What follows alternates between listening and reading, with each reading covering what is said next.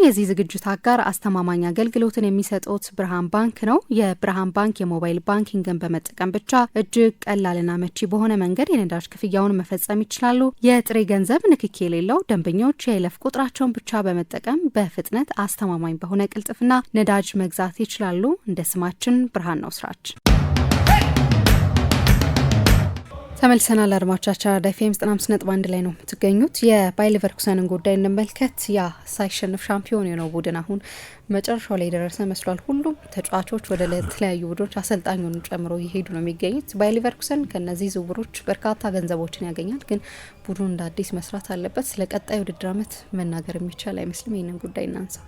ባለፈው ከኤፕሪል አካባቢ ነው የዛሬ 2 ወር አካባቢም የክለቡ ፕሬዚደንት ማኔጂንግ ዳይሬክተር ለበላቸው ፈርናንዶ ካሮ የሚጠብቃቸው የቤት ስራ በደንብ የገባቸው አይመስለኝም። ስለሚመጣው ክረምት ሲጠየቁ የሚጠብቀን የቤት ስራ ከአነስተኛ እስከ መካከለኛ እንጂ ከባድ ከፍተኛ አይሆንም አሉ። ፍሮም ማይነር ቱ ሞደሬት አፒቫል ይኖራል ብለው ተናገሩ።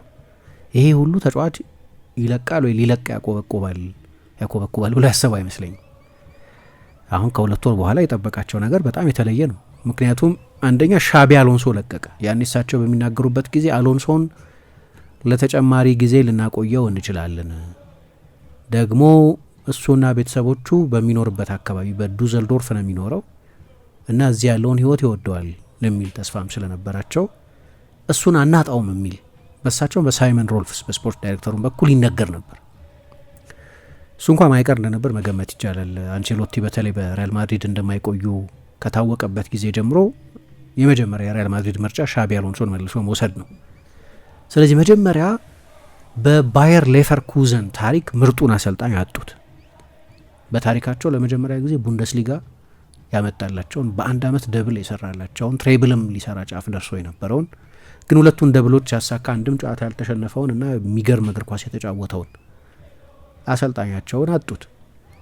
የመጀመሪያው ስንጥቃት የጀመረው ያኔ ነው። ከዛ መጀመሪያ ፍራንሲስክ ፋብሪጋዝን በሱ ፈንታ የመተካት ፍላጎት ነበራቸው። እሱም አልሆነም። ስለዚህ ወደ ኤሪክ ቴን ሃግ ሄዱ። ከዛ ግን የበለጠ ፕሌይንግ ስኳዱ ነው አሁን እየተራቆተባቸው ያሉ። ምሳ እንዳነሳሹ እንደገና መልሶ የመገንባት የቤት ስራ አለባቸው። አብዛኛው የመልሶ መገንባት ወጪያቸው የሚሸፈነው በሊቨርፑል። ምክንያቱም ሊቨርፑል ለሁለቱ ተጫዋቾች ለፍሎሪያን ቨርትዝ በተለይ ግን ለየረሚ ፍሪምፖንግም ቢሆን ለሁለቱ ቦነሶችን ምናምን ሳይጨምር ብቻ ለሁለቱ ዝውውሮች ብቻ 160 ሚሊዮን ይከፍላል። አዶንስ ቦነስ ምናምን የሚባሉትን ትተን እንኳ ብቻ ጋራንቲድ ነው ይሄ።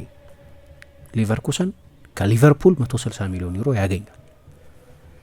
ከየረሚ ፍሪምፖንግ 40 ሚሊዮን ዩሮ ስለሆነ እና ይሄ ፐርፎርማንስ ሪሌትድ ቦነስ ወይም አዶንስ ወይ አዲሽናል ፔመንት የሚባለው ነገር በጊዜ ሂደት የሚታይ ነው። አሁን እንግዲህ ትልቅ የቤት ስራ ያለበት የስፖርት ዳይሬክተሩ የድሮ የሊቨርኩሰን ተጫዋች ሳይመን ሮልፍስ ነው።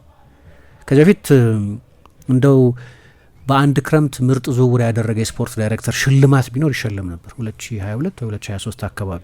የእሱ ዋና መልማይም ኪም ፍላንክበርግ የሚባል ሰው አለ። የዛሬ 2 ዓመት በአንድ ክረምት ያንን ቡንደስሊጋን ዶሚኔት ያደረገው ቡድን የተገነባበት ክረምት ነበር። ግራኒት ዣካን፣ አሌሃንድሮ ግሪማልዶን፣ ቪክቶር ቦኒፌስን፣ ናታን ቴይለን፣ ዮናስ ሆፍማንን ያመጡበት ክረምት ማለት ነው። ሌቨርኩሰን አሁን ባለፉት 2 የውድድር ዘመናት በአንደኛው አንደኛ በሌላኛው ሁለተኛ ሆኖ በጨረሰበት ስፍራ በአንደኛው የውድድር ዘመን የዲኤፍቢ ፖካል አሸናፊ፣ በአንደኛው የውድድር ዘመን የዲኤፍቢ ፖካል ፍጻሜ ተፋላሚ የነበረበትን አይነት ስኬት ሊያመጣ ከሆነ ወይ ዩሮፓ ሊግ ፍጻሜ የደረሰበትን አይነት ስኬት ሊያመጣ ከሆነ እንዲህ አይነት የተዋጣ የዝውውር ገበያ ያስፈልጋቸዋል። አሁን የአሎንሶ የፍሎሪያን ቨርትዝ የየረሚ ፍሪምፖንግ መልቀቅ ብቻ አይደለም። ዮናታን ታህ ወደ ባየር ሚኒክ ሄዷል። ለባየር ሚኒክ ለዛው በሀገር ውስጥ ላለ ባላጋራቸው ፈርሟል። ግን የዚህ ዘጻት መጨረሻ አይመስለኝም። የዚህ መውጣት መጨረሻ አይመስለኝም። ምክንያቱም የግራ ዊንግ ባካቸው አሌሃንድሮ ግሪማልዶ ደግሞ ሀገሬ ናፍቆኛል እያለ ወደ ስፔን ሄጄ መጫወት ፈልጋለሁ ያለ ነው። ባርሰሎናም ራሱ አሎንሶ ሪያል ማድሪድም በተለይ አልቫሮ ካሬራስ ዝውውር ካልተሳካለት ሊወስዶ ይፈልጋል ይባላል። ፓትሪክ ሺክ እሱም ሊለቅ ይችላል። ሉካስ ሰሬድስኪ አምበልና ግብ ጠባቂያቸው እሱም ቢሆን መልቀቅ ይፈልጋል። ግን እሱ ብቻ እነዚህ ብቻ አይደሉም። አሁን የለቀቁት ብቻ አይደሉም፣ ሊለቁ የሚችሉትም ናቸው። የቡድኑን አፈራረስ የሚያሳዩት። ፒየሮ ኢንካፒዬ በብዙ ትልልቅ የአውሮፓ ክለቦች ይፈለጋል። አሁን በቅርብ ጊዜ ምን ያለ 4 ዓመት ቆየው በሌቨርኩዘን እና በቂ ነዋል እና አሁን ቀጣዩን ስቴፕ እያሰብኩ ነው። እሱም ለመልቀቅ እየተንደረደረ ነው። ቦኒፌስ፣ ዮናስ ሆፍማን ና ሮበርት አንድሪች ደግሞ እነዚህ በተጠናቀቀ የውድድር ዘመን በቂ ደቂቃ አላገኝ ነው፣ ስለዚህ የበለጠ ወደምንጫወትበት ክለብ ብንሄድ ይላሉ። ከሁሉም ፈታኝ ሆነባቸው ነገር ግን የአለቃው የግራኒት ዣካ ሊለቅ መንደርደር ነው።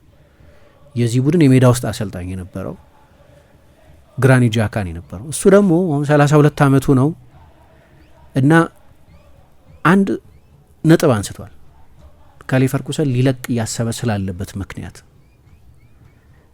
ወጣት ባልነበርኩበት ጊዜ በአርሰናል ውስጥ የአዲስ ቡድን ግንባታ ውስጥ አልፍ ያለሁ ከሲኒየር ተጫዋቾች ወደ ወጣት ተጫዋቾች የሚደረግ ሽግግርና እንደገና አዲስ ቡድን የመስራት ሽግግር ውስጥ አልፍ ያለሁ። አሁን ሌላ እንደዚህ አይነት ነገር ኤክስፒሪየንስ ማድረግ አልፈልግም፣ ምክንያቱም ያ ጊዜ ይወስዳል፣ አመታት ይወስዳል። እኔ ደግሞ 32 ዓመቴ ነው አሁን። ስለዚህ ሌላ የትራንዚሽን ኤክስፒሪየንስ አልፈልግም፣ ብዙ ወጪ በዝቷል አሁን ከዚህ። ስለዚህ አዲስ ቡድን ልንገነባ ስለሆነ ቴንሃግ ማቆየት ይፈልጋሉ። የክለቡም ሰዎች እስከ 2028 ድረስ ውል ስላለው እሱን ለመሸጥ ጫና ውስጥ አይደለንም ቢሉም እና ከጣሊያን የሚወጡ ሪፖርቶችን እውነት አይደሉም ያሉ ቢያስተባብሉም ተጫዋቹ ግን የትራንዚሽን አመት ለማሳለፍ እድሜ አይፈቅድም ብሏል። መልቀቅ ፈልጋለሁ ብሏል። በሚላን ደግሞ በጥብቅ ይፈልጋል። በኤሲ ሚላን ማሲሚሊያኖ አሌግሪ የዚህኛው ዘመን አንድሪያ ፔርሎ ማድረግ ይፈልጋሉ ይላሉ። ልክ እንደሱ ዲፕ ላይን ፕሌይ ሜከር አድርገው መጠቀም ይፈልጋሉ። ሉካ ሞድሪችንም ሊያስፈርሙ ነው እንደምታውቂው። ሁለት አንጋፋ ተጫዋቾች አንድ ላይ እንግዲህ ያው ሞድሪች እንኳን 40 ዓመቱ ነው፣ ግን ዣካ ገና 32 ነው። ስለዚህ በሴሪያ ብዙ ዓመት ለመጫወት እድል አለው። እሱ የጣሊያንን እግር ኳስ ኤክስፒሪየንስ ማድረግ ይፈልጋል። ተጫውቶ አያውቅም በዚህ ሊግ። እሱም የሚለቅ ከሆነ ቡድኑ አለቀ በቃ። ቦኒፌስ ያው ባለፈው ጥርም ሊሸጥ ነበር፣ ወደ አልናስር ሊሄድ ነበር። የአስቶን ቪላውን ጆን ዱራንን መርጠው ነው ዝውውሩ ሳይሳካ የቀረው። ስለዚህ ባለፈው ጥር ሊለቅ የነበረ ተጫዋች ነው። ከዛ የሚያመጧቸውን ተጫዋቾች ስታይ የግራኒት ዣካ ስጋት መነሻ ምን እንደሆነ ይገባሻል። የ19 ዓመት ልጅ ኢብራሂም ማዛ የሚባል ተጫዋች አመጡ። ከሄርታ በርሊን 12 ሚሊዮን ከፍለው አክሴል ቴፕ የሚባል ተጫዋች ገዙ። 17 ዓመቱ ነው። ዣኑኤል ቦላሲ የሚባል ተጫዋች ገዙ። 20 ዓመቱ ነው።